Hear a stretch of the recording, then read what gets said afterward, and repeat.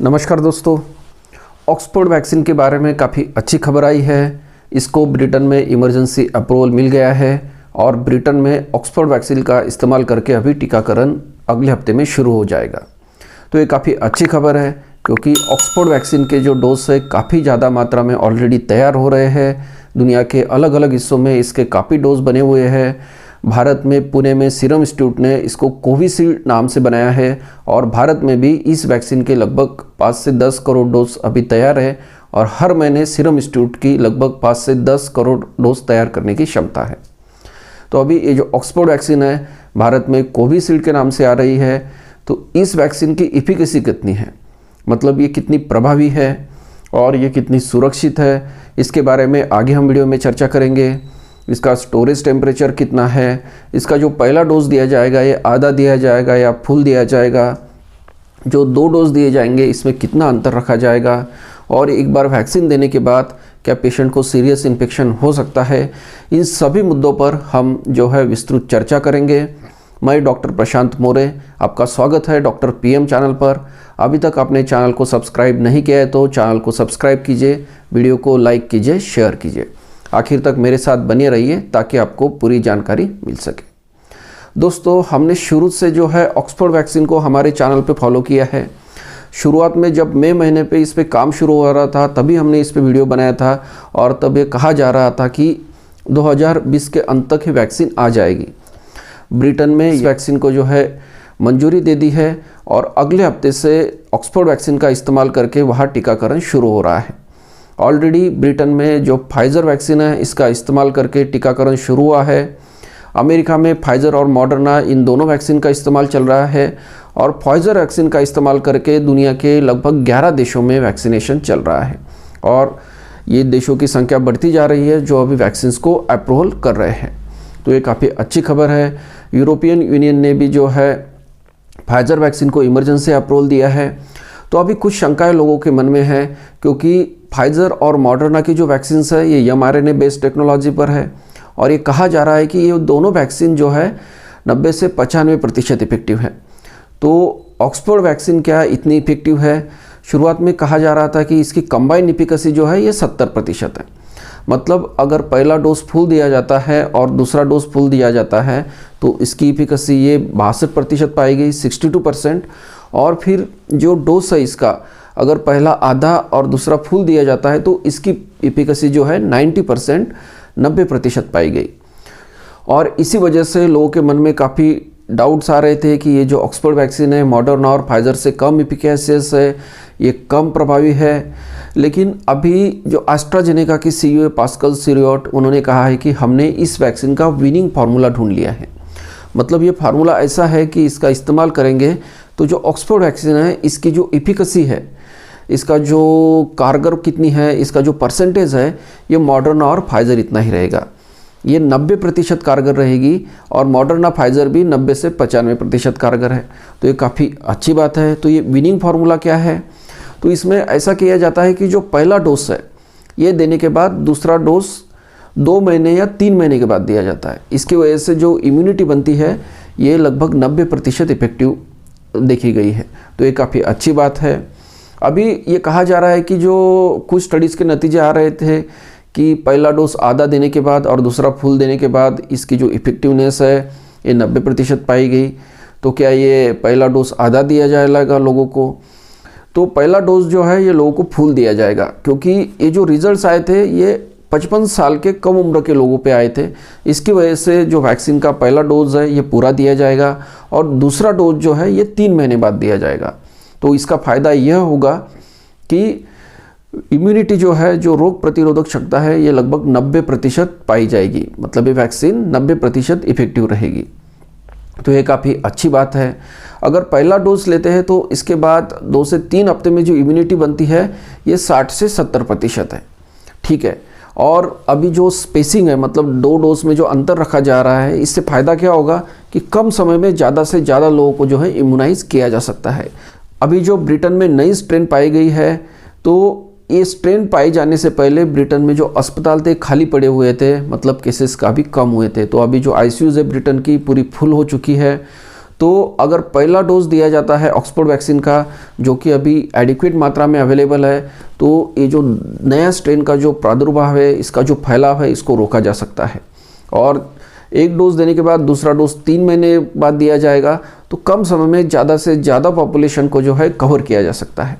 इस वैक्सीन के बारे में अच्छी बात है कि कोई सीरियस इन्फेक्शन नहीं देखने को मिला है। अगर हम इसको 70% भी इफेक्टिव मानते हैं, तो भी अगर जो इन्फेक्शन हो जाता है जिनको वैक्सीन मिली है, मतलब जो बचे 30% लोग, उनमें सीरियस इन्फेक्शन नहीं होता है, किसी को हॉस्पिटल में एडमिट करने की ज़रूरत नहीं पड़ती है। और हमें क्या चाहिए कि कोविड-19 से जो रिलेटेड मॉर्टेलिटी और हॉस्पिटल एडमिशन्स ना हो। तो ये जो बात है, ये वैक्सीन ने कंप्लीट कर ली है। ये डेटा पूरा MHRA ने एनालाइज किया है और इस डेटा के आधार पर ही इसको इंग्लैंड में सम्मति या मंजूरी मिली है। अभी इस वैक्सीन के सेफ्टी के बारे में बात करेंगे। ये वैक्सीन कितनी सेफ है। तो कुछ केसेस पाए गए थे, तो उनमें साइड इफ़ेक्ट्स आए थे इस वैक्सीन के बारे में। बाद में कहा गया था कि जो मेजर साइड इफ़ेक्ट्स कुछ देखे गए थे 1-2 लोगों में, ये वैक्सीन से रिलेटेड नहीं है।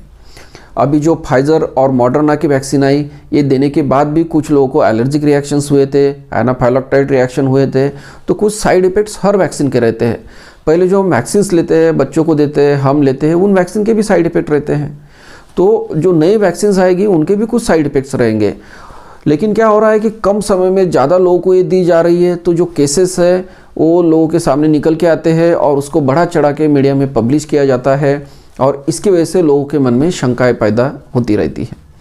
तो अगर वैक्सीन का जो बेनिफिट है उसको अगर देखें, ये जितनी लोगों की जान बचाएगी उसको अगर देखें, तो जो साइड इफ़ेक्ट्स है ये निग्लिजिबल है, ज़्यादा मेजर साइड इफ़ेक्ट्स नहीं है। किसी की डेथ नहीं हुई है वैक्सीन की वजह से। जिन लोगों को साइड इफ़ेक्ट्स हुए थे वो लोग रिकवर हुए हैं। और जो हल्के फुल्के साइड इफ़ेक्ट्स रहते हैं हर वैक्सीन में रहते हैं, जैसे दर्द होना, सर दर्द होना, इसके बाद हल्का बुखार, बदन दर्द, और ये 2-3 दिन बाद चले जाते हैं। तो एक्चुअली जो बॉडी है इस वायरस के खिलाफ लड़के, मतलब वैक्सीन में जो वायरस स्ट्रेन है उसके खिलाफ लड़के इम्यूनिटी तैयार कर रही है। इसकी वजह से ये माइल्ड साइड इफ़ेक्ट्स आते हैं, तो इससे ज़्यादा डरने की ज़रूरत नहीं है। अगर हम भारत की बात करेंगे तो इस वैक्सीन के बारे में सबसे अच्छी बात यह है कि ये 2 से 6 डिग्री पे स्टोर की जा सकती है, ठीक है। और अगर किसी वैक्सीन को, जैसे फाइज़र की वैक्सीन को -70 डिग्री सेंटीग्रेड का टेम्परेचर लगता है, मॉडर्ना की वैक्सीन को -20 का टेम्परेचर लगता है, तो इतने टेम्परेचर के लिए जो इंफ्रास्ट्रक्चर है, फैसिलिटीज़ है, वो तैयार करना काफ़ी मुश्किल हो जाएगा।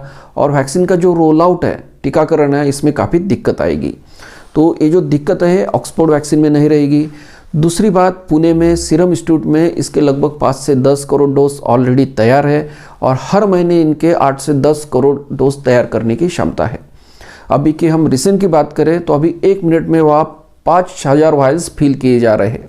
एक वायल में 10 डोज बनते हैं, और इनकी जो क्षमता है अभी फरवरी महीने से और दुगनी होने वाली है। तो ये काफ़ी अच्छी बात है। तो भारत को जो है ऑक्सफोर्ड का टीका जो है जल्दी मिल सकता है। अभी आज जो है DCGI की मीटिंग है, इसमें निर्णय होना है कि कोवैक्सीन और कोविशील्ड मतलब ऑक्सफोर्ड की वैक्सीन, इनको मंजूरी देने के बारे में निर्णय होने वाला है। तो आज ये मंजूरी मिल सकती है। तो आज जो DCGI की मीटिंग होने वाली है उसमें कोविशील्ड वैक्सीन को मंजूरी मिल सकती है, और कोवैक्सीन के बारे में भी विचार किया जा सकता है। तो ये भारत के लिए काफ़ी अच्छी बात है। भारत में कल शनिवार को ड्राई रन होने वाला है।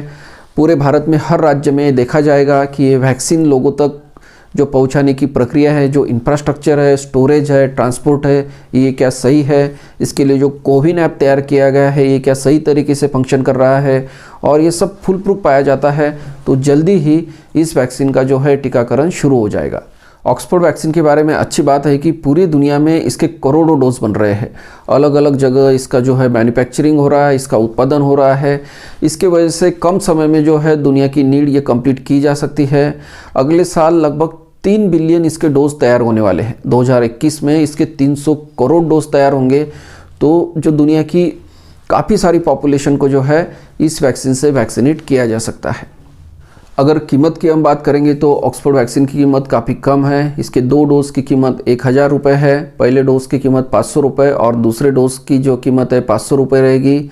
जो सरकार है इसको सीरम इंस्टीट्यूट ने ये वैक्सीन 200 रुपये में दी है। ये काफ़ी कम कीमत है। और अभी जो गवर्नमेंट है सबसे पहले जो हेल्थ केयर वर्कर्स है, फ्रंटलाइन वर्कर्स है, सीनियर सिटीजन्स है, इनको प्रायोरिटी बेसिस पे वैक्सीन दी जाएंगी। जिन लोगों में कोमॉर्बिडीज़ है जैसे बीपी है, शुगर है, किडनी की प्रॉब्लम है, कैंसर है, उन लोगों को जो है सबसे पहले वैक्सीन दी जाएगी। इसके बाद फिर बाकी लोगों का नंबर आएगा।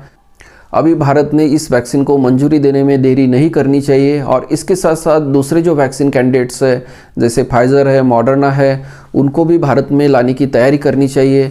भारत में प्राइवेट सेक्टर का काफ़ी बड़ा रोल है और वहाँ ये वैक्सीन कैंडिडेट्स अवेलेबल करने चाहिए।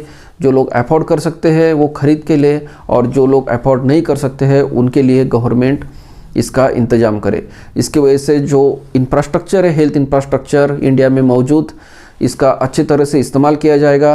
गवर्नमेंट जो इंफ्रास्ट्रक्चर है उससे जो है फ्री में वैक्सीनेट किया जाएगा और प्राइवेट का जो हेल्थ इंफ्रास्ट्रक्चर है उसका इस्तेमाल करके जो लोग पे कर सकते हैं उन लोगों को वैक्सीनेट कर सकते हैं। इसकी वजह से कम समय में ज़्यादा से ज़्यादा पॉपुलेशन को जो है कवर किया जा सकता है। क्योंकि अभी कोरोना की नई स्ट्रेन आई हुई है तो हमें जो प्रिकॉशंस फॉलो करनी है, मास्क यूज़ करना है, सोशल डिस्टेंसिंग फॉलो करनी है, क्योंकि इंग्लैंड में इसके काफ़ी ज़्यादा केसेस बढ़े हैं, हॉस्पिटल्स फुल हो गए हैं। और अभी वहाँ जो वैक्सीनेशन का प्रोग्राम चल रहा है फाइज़र वैक्सीन का, उसमें दिक्कत यह आ रही है कि लोगों को नर्सिंग होम्स में बुलाना पड़ रहा है। लेकिन अभी ऑक्सफोर्ड वैक्सीन का अगर इस्तेमाल शुरू होगा तो लोगों को जो है छोटे छोटे सेंटर्स में, स्टेडियम्स में या ऑफिसेस में वैक्सीनेट किया जा सकता है। ये ऑक्सफोर्ड वैक्सीन के बारे में काफ़ी अच्छी बात है। तो हम उम्मीद करते हैं कि भारत में जल्द से जल्द इसको मंजूरी मिले और बड़े पैमाने पर इसका टीकाकरण शुरू हो और भारत को इस पैंडेमिक से जो है पूरी तरह से मुक्ति मिल सके। इसके अलावा आपका कोई सुझाव है या सवाल है उसे कमेंट बॉक्स पे लिखना ना भूलें। धन्यवाद।